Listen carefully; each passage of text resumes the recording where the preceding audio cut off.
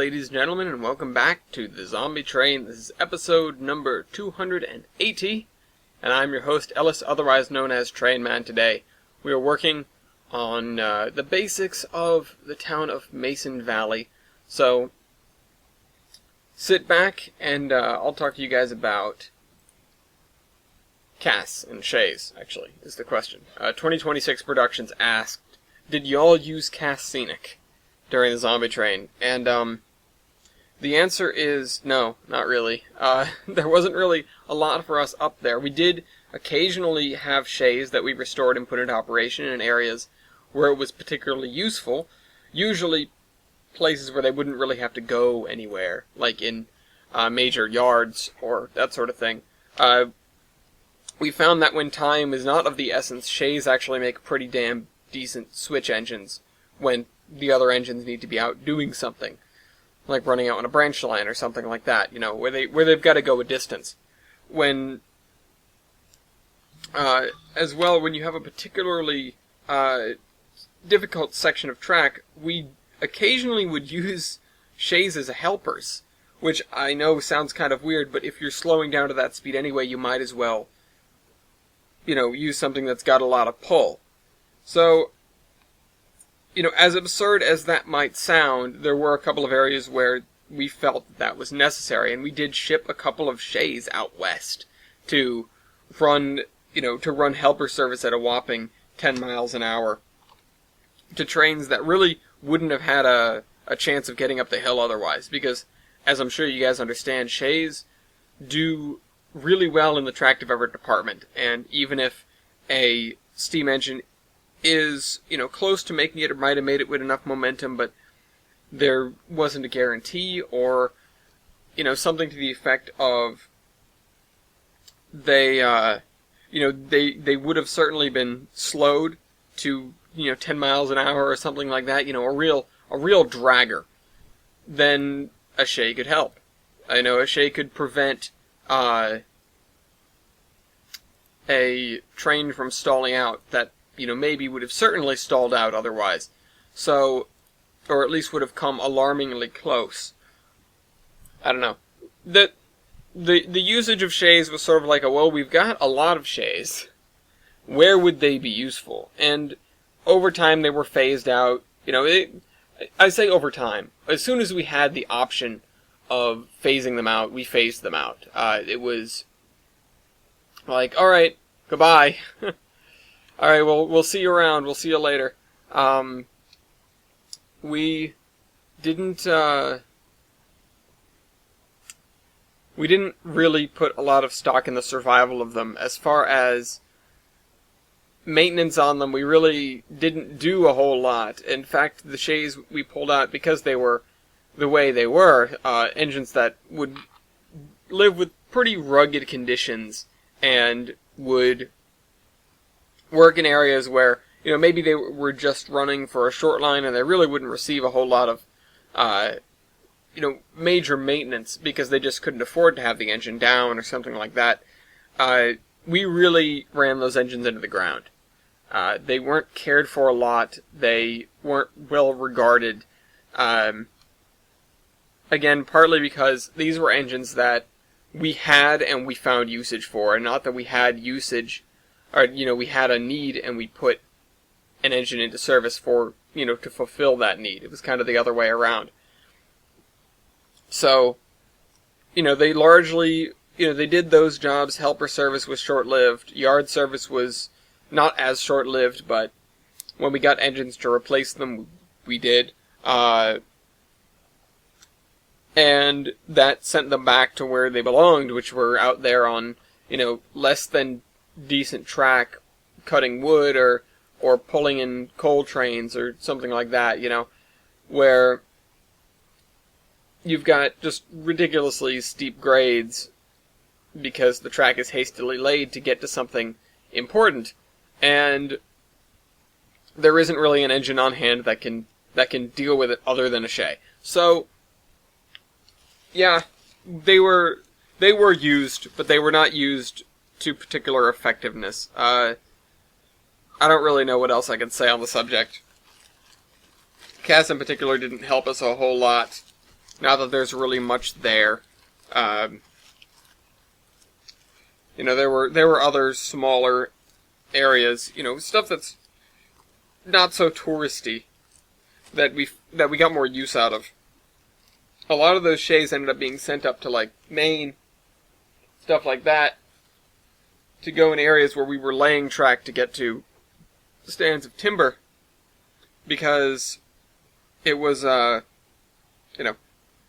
wasn't really much of a surprise to me that we needed wood to build things, but people seem to think that we could just do a lot of salvaging from existing buildings, when generally when you salvage beams and stuff like that, they really don't come out right. They really don't end up looking right or being right. It's the kind of thing where, yeah, you can get away with it, but not if you want to build something to last. And a lot of our structures, they were pretty hasty, and they were kind of stopgap things. It's like, oh, we need a building here. We need a station building or something here to keep people in, or we need a watchtower, or we need an infirmary. Let's just put these, put a crappy little building up on skids, and it worked. It did the job, but we definitely needed a lot of fresh timber, and that was another thing. It was like, okay, are we going to run an economy off of salvage, or are we going to run an economy off of harvesting and manufacturing and that sort of thing? And ideally, it would have been like, okay, well, how can we turn this into, recycling and not just go into chopping down more and more trees? Because tons of trees got cut at the beginning of World War Z when people fled during the Great Panic. And I talked about this last episode. Basically, picture millions of campfires, and those, those fires were cut from timbers from areas, that may not have been, they weren't timber areas, a lot of national parks and stuff like that, and wilderness areas where, that was land set aside, but when the beginning of the war came, sort of all rational discourse fell by the wayside. All laws slipped away and that sort of thing. They certainly didn't have park rangers out there trying to prevent people from cutting these trees down. I'm not an ecologist. I don't know what the sort of ecological losses were due to World War Z and the Great Panic and everything that came thereafter. We do know that in the later years of the war, there was definitely sort of a influx of vegetation and wildlife in places where humans had vacated, and then the zombies had, killed everyone, and then, the zombies had been driven away or wandered off or whatever, which you'd be surprised at the distance that, people can wander. Or zombies can wander. They get a whiff of something and they're wandering God knows where. They're probably all in a group and they're just going in a specific direction. Or a non-specific direction. It could be a rabbit. It could be a group of people. It could be anything. It could be a train. They will sort of band together and they will go. And I don't mean band together like they're smart enough to actually do that, because they aren't. They really will just sort of go where they hear stuff. But when one hears something, it will probably get excited, and in effect, all of the other ones will, quote unquote, hear something. It's kind of brilliant to behold. I say this as sort of a, interesting. But, yeah, no, I don't know. It was interesting, but certainly I wasn't somebody who cared very much about the way that zombies operated, aside from a military standpoint of how can we sort of, get away with doing what we want to do and come under as little attack as possible. Mostly when you get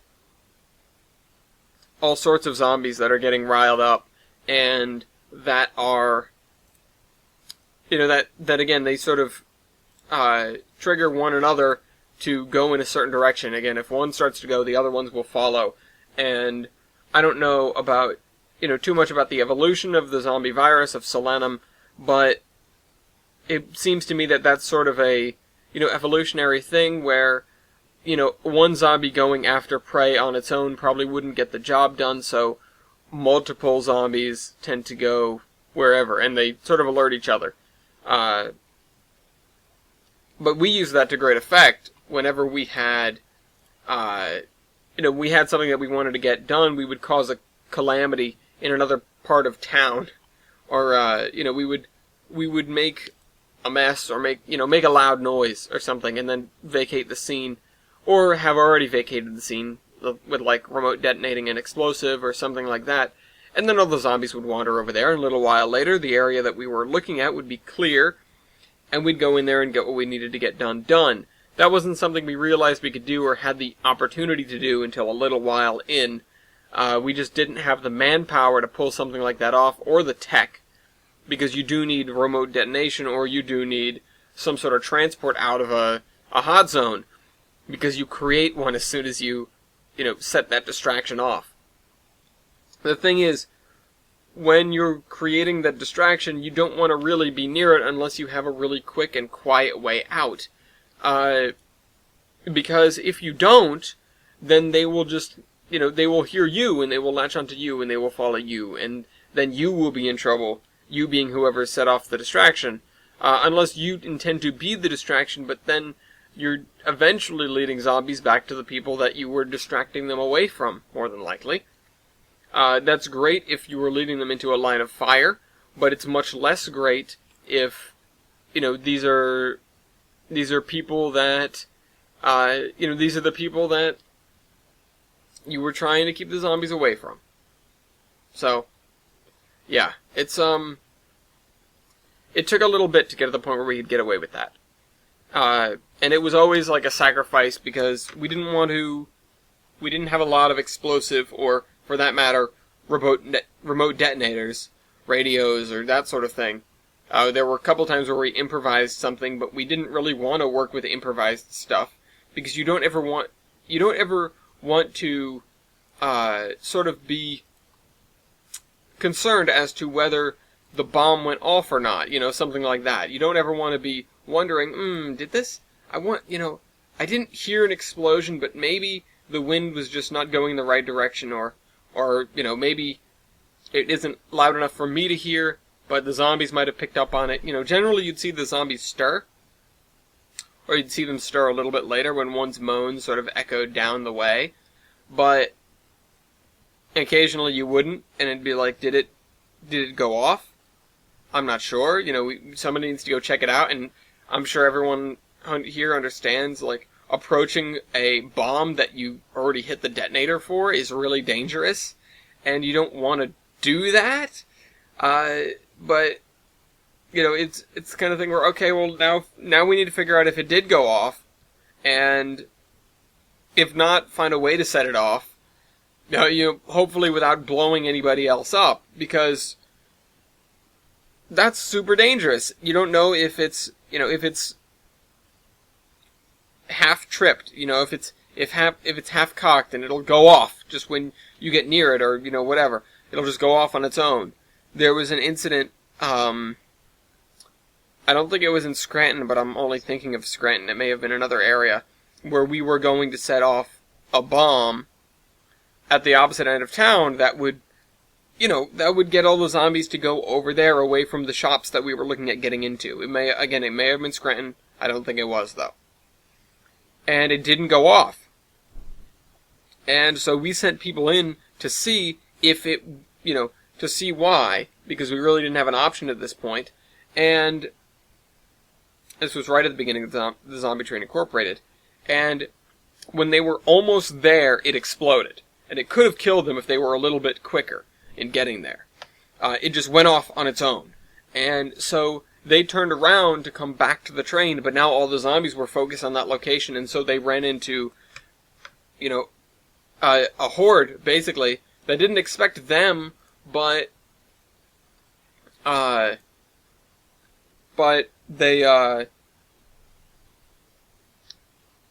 that didn't really matter. You can't really get the element of surprise on zombies. doesn't make that much of a difference. Anyways, hope you guys enjoyed this video. See you next week.